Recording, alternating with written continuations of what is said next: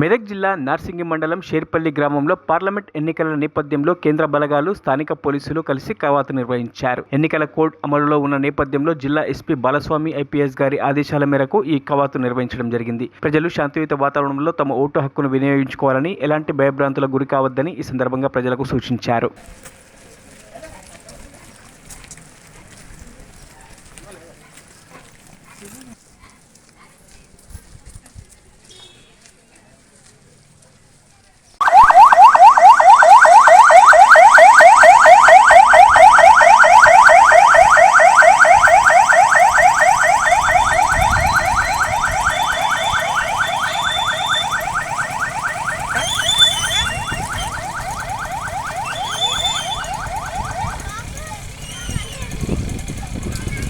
మరిన్ని అప్డేట్స్ కోసం మా ఛానల్ని సబ్స్క్రైబ్ చేయండి.